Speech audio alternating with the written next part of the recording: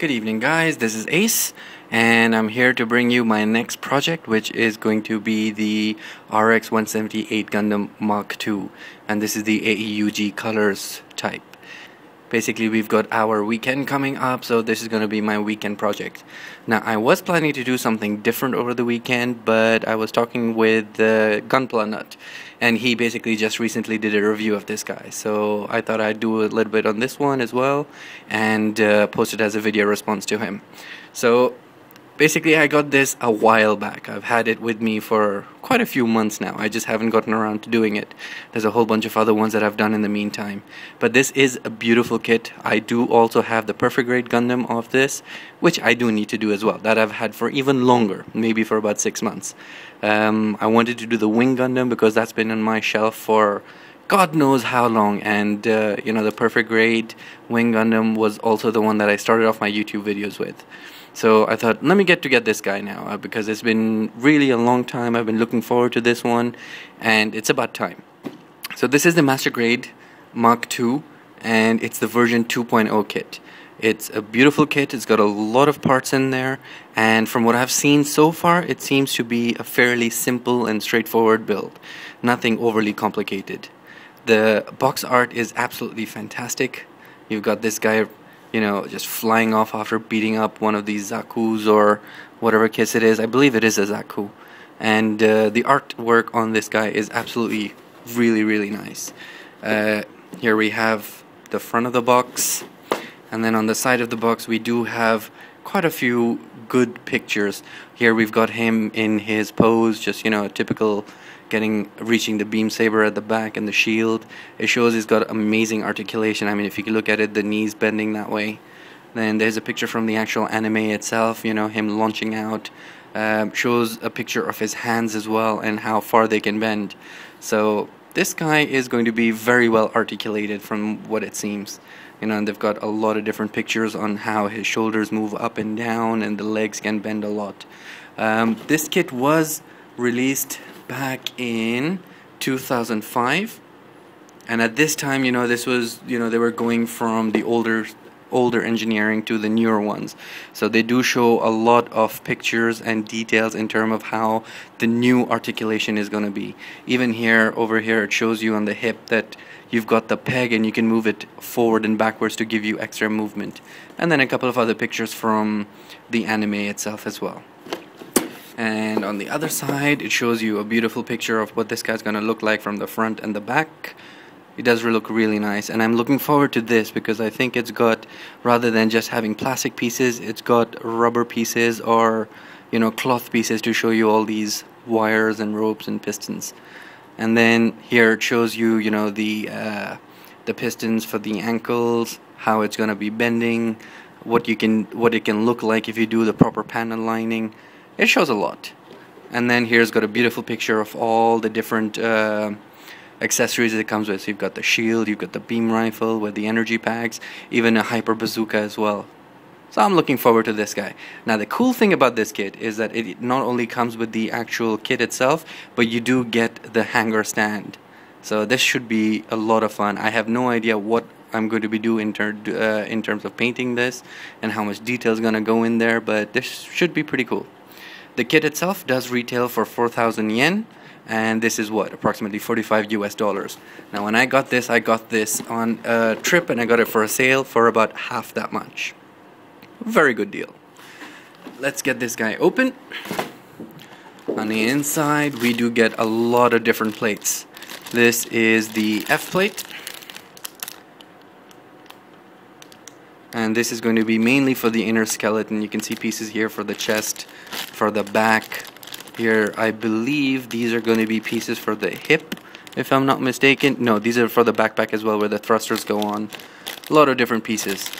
You do get a complete plate for the polycaps as well, and you get quite a few polycaps, if you can see here. Then continuing on, more pieces for the inner skeleton. You've got the feet pieces there. These are going to be either the shoulders or the hip joints. These are for the front skirts. You got two very nice pink beam sabers themselves, and here's going to be for the rifles. Again, on this side, inner skeleton parts for the legs. You've got the hips, you've got the leg pieces over here. Then this is going to be all the smaller pieces. I believe this is going to be for the hands. These are all going to be for different things. Looks pretty good. And then here we have another plate. I believe this is the A plate. And again, you've got the red, beautiful red. This is going to be for inside the chest piece itself where the cockpit is. This is going to be for the chin piece on the head.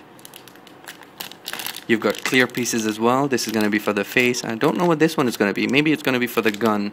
So you've got the head piece over there where the eyes go, and for the gun. And then you get two figures. These are probably going to be for the hanger itself. And in terms of stickers, you get the normal one. These are going to be probably for the V-fins, the cameras, the eyes. You've got decals in there. I believe these are rub decal transfers. And you've also got the green sheet, which is the normal stickers. So you do get quite a few stickers to apply on this guy. Moving on. Here's a pretty dark colored plate. This is going to be for the outer armor and also for the gun itself. And on the back side here you have all the manipulators. So this does look like you're going to have 3 fingers. You'll have a separate finger on this side and you'll get the thumb. So pretty articulated hand. Moving on, we also get the plate for the actual base. And it's pretty big. I mean, I have to stretch out for it to fit into the camera screen. It's a pretty big one. And then moving on, you do get quite a few white pieces. This is all going to be for the shield. You're going to have pieces for the legs, for the knees. These are going to be the thighs. So not bad overall. And then a few of the smaller pieces. Again, more armor parts.